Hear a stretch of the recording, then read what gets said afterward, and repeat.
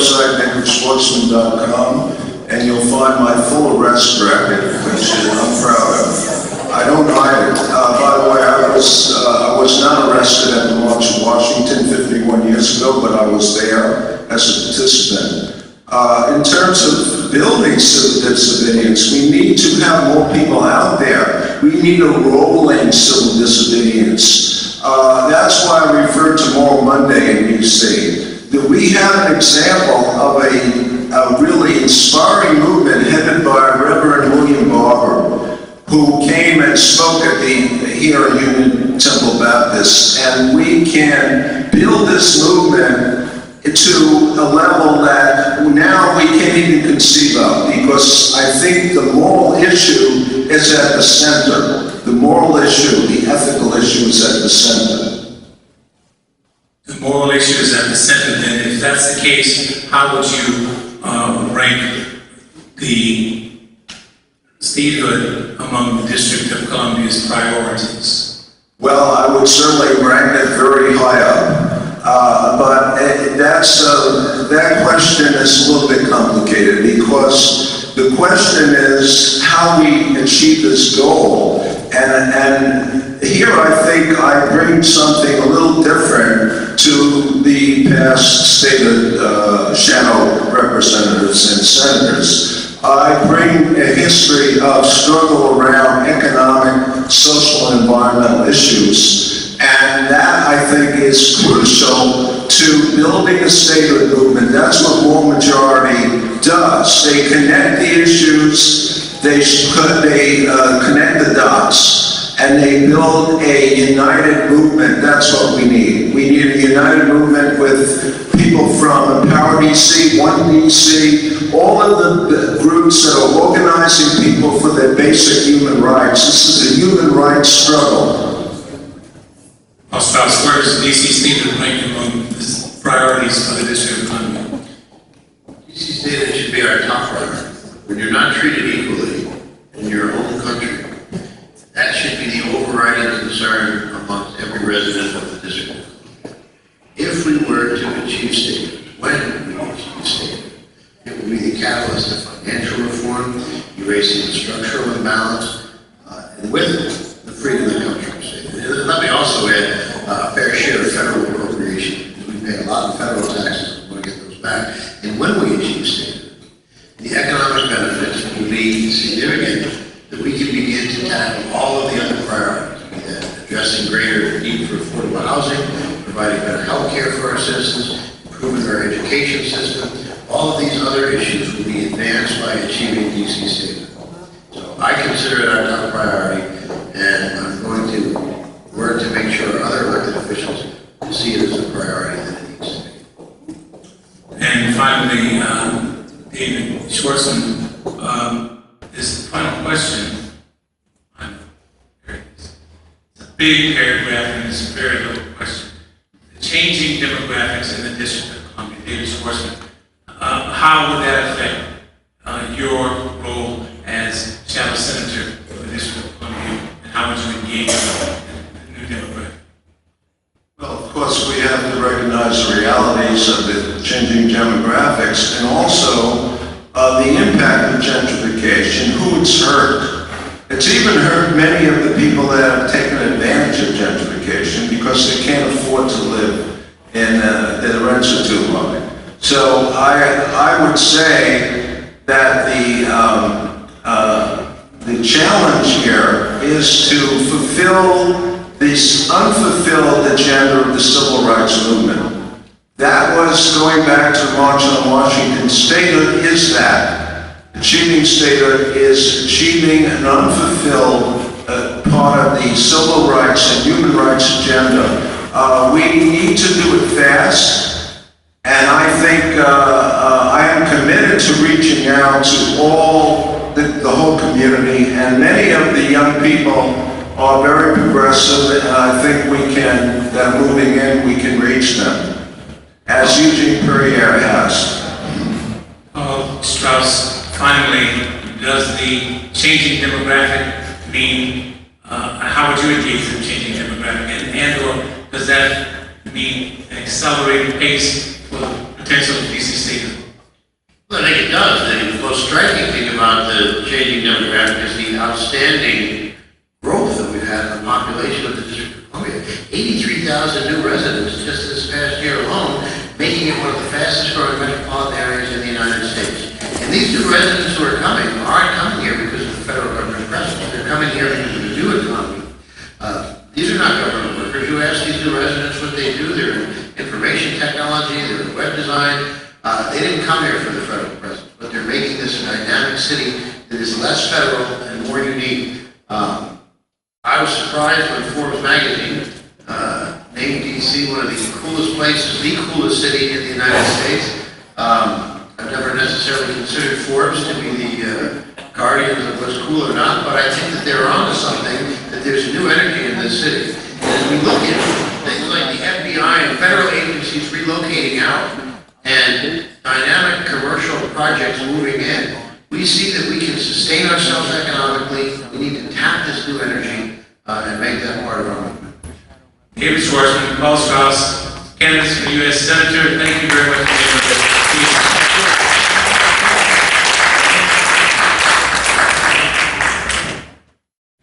Thank you both for being with us.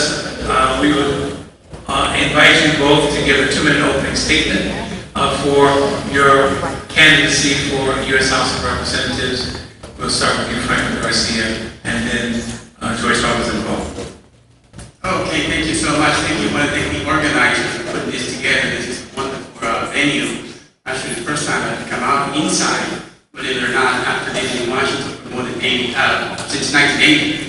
My name is Franklin Garcia, and I am running to be your next U.S. Shadow Representative. I ran during the Democratic primary and won. I'm excited about this new challenge in my life. I came to Washington, as I stated earlier, back in the 80s, and my parents decided to put me in school out of the city because they felt that I would be better educated in Montgomery County. So I graduated from Montgomery County public schools, and then came back to the city, graduated from George Washington University, and got an MBA from American University. And after that, worked at the World Bank and a few other places. I am currently working for a defense contractor doing technology work. Also have been the corresponding secretary for the Democratic Party of the city and planned communications also for our Democratic Party. And I'm also the chair of the DC Latino Caucus. All of this to say that I'm hoping to bring all the different connections and the affiliations I have with the various groups into this new challenge I have. I know that it's going to be tough because, some people in the Hill are not taking it serious, but I hope that I can get more people. And we talked about all the new people that are coming into the city, and I think that they're key to making this movement grow, the Statehood coalition. So I look forward to continuing the debate tonight. Thank you very much. Joyce Robinson Paul. Good evening. First, giving honor to God. I always say that because I think it's going to take everything to pull us through. My name is Joyce Robinson Paul. I'm a native Washingtonian of Washington, D.C. I think 214 years is long enough for us to be operating without a state, as a state, not as a state. D.C. pays billions in federal taxes, one of the highest in the nation. We should not be sitting here still without statehood. 25 years ago, my daughter served as the first page on Capitol Hill under Walter Fauntroy, Congressman Walter Fauntroy. And as a page, they brought it to her attention that DC does not have a vote in Congress, and why is she here? I told her, hold your head up high. We are all going to work on statehood, and we're going to work on it diligently until we get statehood. And that's what I've done for the last 25 years. I've worked with Walter Fauntroy. One of his strategies was to have each DC resident, choose 5 residents from out of the, 5 of your relatives from out of the state, out of DC, have them write a letter to their congressman and get an appointment to move statehood along. So I'm here, I have strategy, I have willpower, I have patience, and I'm ready to move on this. I'm retired now and can work on this diligently. The major obstacle at this time to statehood in Congress appears to be the Republican Party, although in some instances Democrats from neighboring jurisdictions concerned about taxes for their constituents, reciprocal taxes that their constituents might be. Elijah Cummings has told me that he has 60,000 of his constituents who work in the District of Columbia and be paying taxes. But the major obstacle has been the Republican Party. What would you do, beginning with you, Ms. Robinson Paul, to break down the barriers that are erected by Republicans against statehood for the District of Columbia? Well, over the years, this is not my first run. I've run as a U.S. Senator and a U.S. Representative in the past. And each time I built a greater momentum on moving forward with ideas, strategies, and so forth for statehood. I think that the Republicans will be steadfast in making sure that we do not get it. But there are too many others that will be moving forward to say, we look really bad in America by having 600,000 residents without a vote and a voice in Congress. So I feel compelled to say, I believe that we will get statehood and it won't be long. Mr. Garcia, Republican opposition. Yeah, I believe that consistency is what we need here. My first thought of this is simply to reach out to members of the Latino coalition on the House and see if we can get them to bend. I know that Republicans overall don't have anybody on board for statehood, but you just have to continue to be persistent. That's all you can do at this point. And continue to put your energy in the other efforts, as Ms. Joyce has alluded to. But that's what I'm intending to do. If I get elected, I intend to put the members, the House members who are Latino descent, to make them understand our plight. And I think that they may be more inclined to understand what this is about and what the issue is. And I don't think that a lot of people fully understand that we just need to have our people free. And when we go out there preaching for democracy in all these other nations, we need to have democracy in the nations happen. Absolutely. In an earlier panel, the question was raised about, and you referenced to Latino voters who you would befriend around the country and ask them to befriend the statehood cause. In Puerto Rico,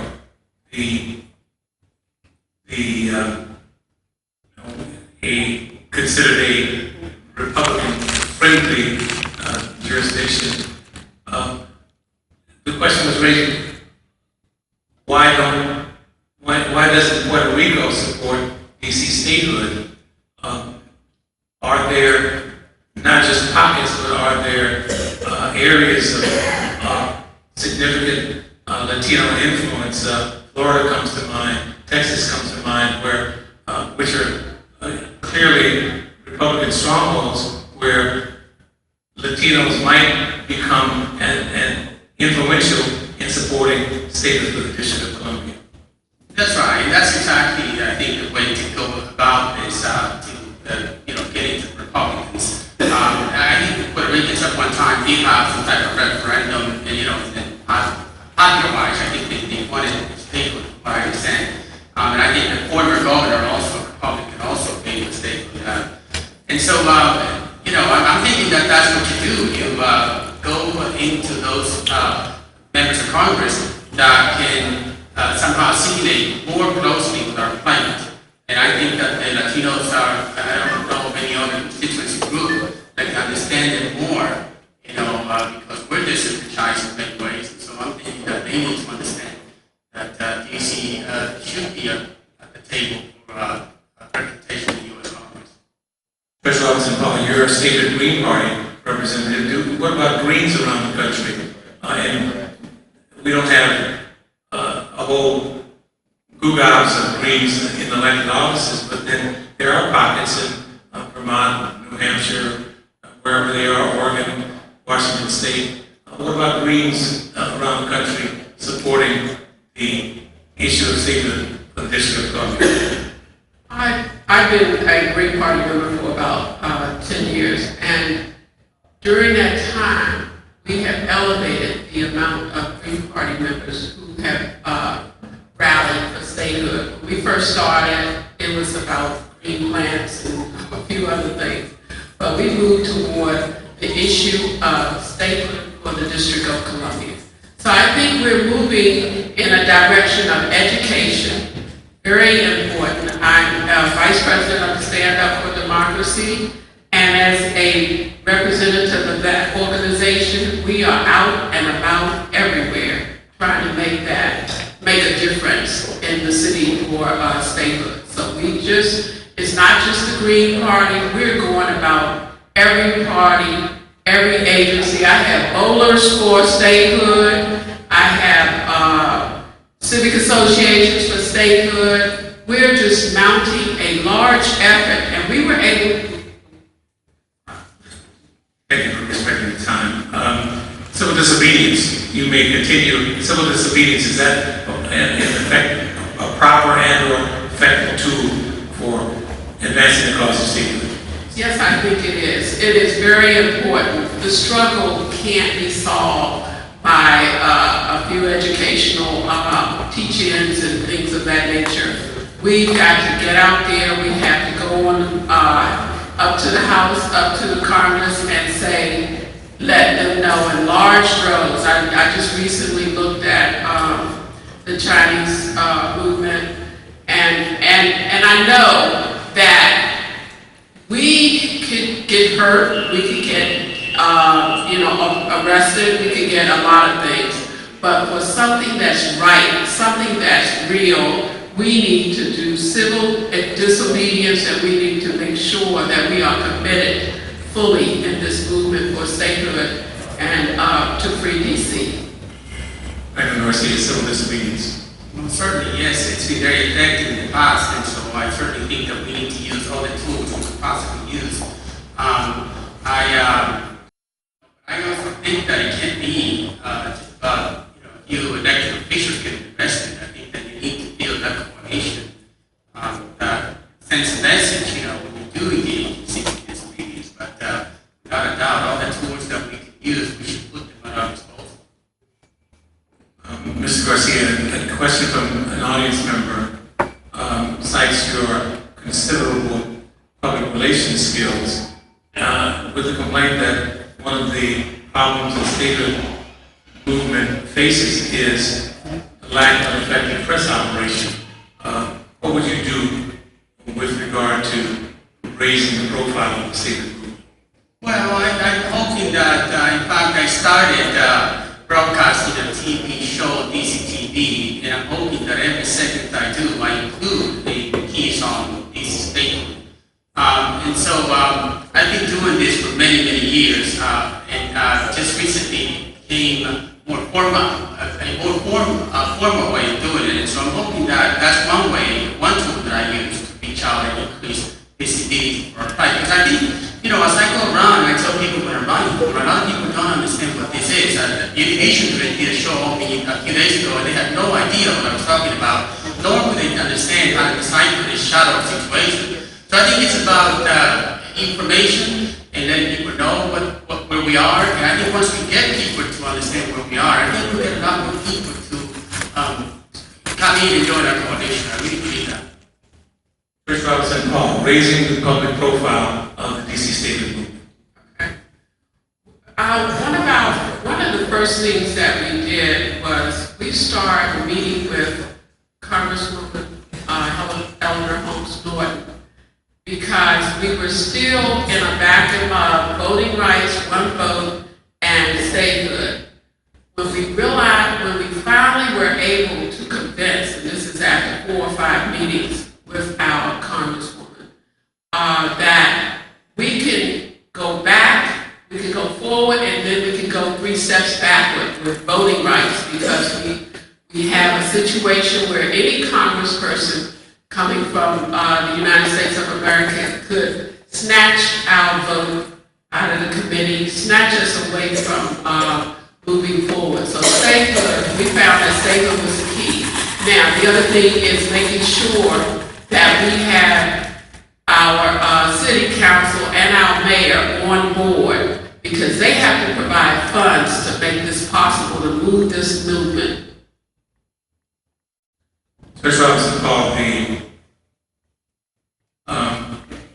former delegate to the House of Representatives, Congressman Walter Fontroy, said that part of the problem that the District of Columbia faces is the 3 twos: 2 black, 2 Democratic, and 2 liberal. Now that the demographic appears to be changing, do you think that the gentrification of the sudden increase in population of the District of Columbia is a factor that would positively influence Republicans, for example, and how would you use this new demographic population? I've gone around over the last 6 months of trying to register everyone to vote. That's on my block, there are 20 new residents. On the next block, there are 10. I'm also an advisory neighborhood commissioner, so I talk with a lot of people throughout the District of Columbia. And registering them to vote, I let them know that one of the key issue in the District of Columbia is control of our destiny through statehood. So that's very key to moving us forward with education and making sure that people understand that we have an issue here, and until we have control of our destiny, we cannot move forward. Garcia, the first 2 that Congressman Fontroy mentioned was 2 black, and according to the latest census, the population is, well, maybe 50+% or 51% African American and 49% not African American. So that, I mean, maybe that true black may not be so true black after all. What would you do to engage the changing demographic, and how would that affect the state of the movement? Well, I think the good thing about the changing demographics is that you're seeing a bunch of young people who are energized and who are committed to their communities, and they want to be involved. And you see them, you've seen people in the city for 2 or 3 years doing all kinds of things, being very, very involved. So that's a good thing. I don't know about the situation, with the shrinking population, the shrinking African American population. Necessarily, this is a good thing. And so, I think we need to have everybody at the table. And I pride our city for being possibly the first majority African American state. I think that would be an incredible accomplishment for us. Not only as a city, I think we need to have people of color be accomplished worldwide, and that's a big statement, everywhere. So I'm kind of looking forward to keeping it so that we continue to be a minority city. Right now, you're running for an unpaid position, Franklin Garcia. You think, and this is the final question for both of our candidates, do you think that the job of representative, shadow representative, if you will, shadow senators should be paid, and should they be full-time positions? Well, the payment situation is only important that it makes a statement. I think if the city is able to allocate funding for these positions, it talks about the further commitment the city has for this, the task we have at hand. I personally probably don't need much funding because of my economic situation.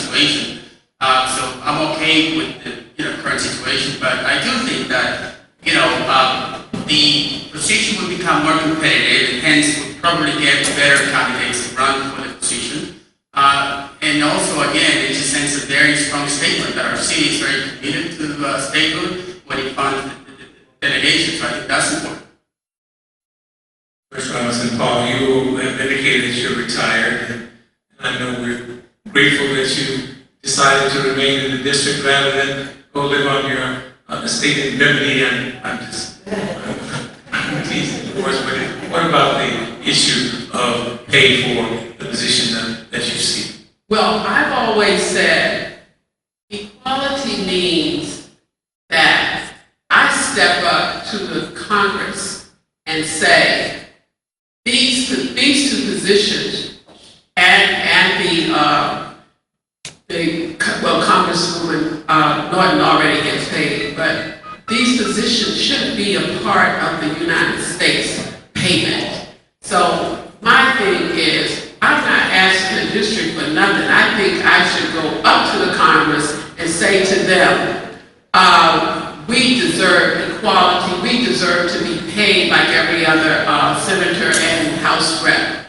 And that's one thing that we need to do. We need to stop thinking inequality. We are superior. We are definitely in the same situation as every other American citizen, and they should treat us fairly. And we've got to begin to ask for the things that we need in our city, because our young people look to us to do what's necessary for equality for all of our citizens of the United States of America. Thank you, and please give a round of applause.